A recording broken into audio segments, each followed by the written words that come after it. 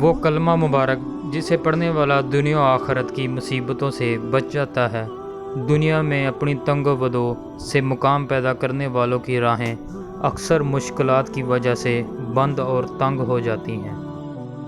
ان کی امیدیں ٹوٹ جاتی ہیں، گمراہ ہو کر وہ گناہوں اور شرک میں پڑ جاتے ہیں، جادو ٹونا کے وہموں میں پڑ جاتے ہیں اور ڈپریشن میں مبتلا ہو جاتے ہیں۔ آج ہم آپ کو ایک ایسے کلمہ پاک کی خصوصیات سے متعارف کراتے ہیں جسے پڑھنے والے پر دنیا ہی کیا آخرت کی مشکلات بھی کم ہو جاتی ہیں۔ کاروبار ہو یا ملازمت میں عدم سکون، گھریلو ناچاکی ہو یا کالے جادو کا خوف، الغرض یہ کلمہ پڑھنے والوں پر شیطانی اعمال کا اثر نہیں ہوگا۔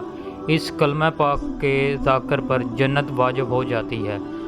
احادیث مبارکہ میں اس کلمے کو جنت کا خزانہ قرار دیا گیا ہے۔ ظاہر ہے جو جنت کا خزانہ پا لیتا ہے اس کی روحانی طور پر قوت بڑھ جاتی ہے اور اس پر شیطان کی پیدا کردہ نحوستیں اور رکاوٹیں دور ہو جاتی ہیں اور اس پر اثر نہیں کرتی۔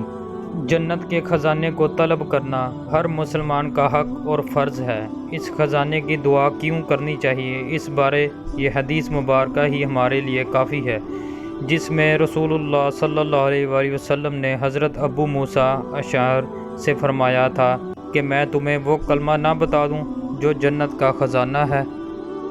حضرت ابو موسیٰ اشعری نے عرض کی، میرے ماں باپ آپ صلی اللہ علیہ وآلہ وسلم پر فدا فرمائیے۔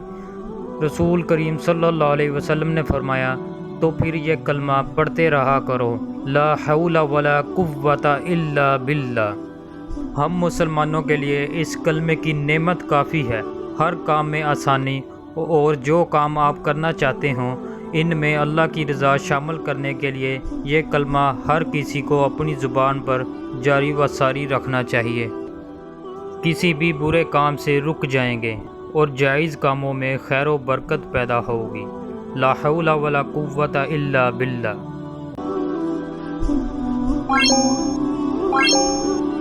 Thank you.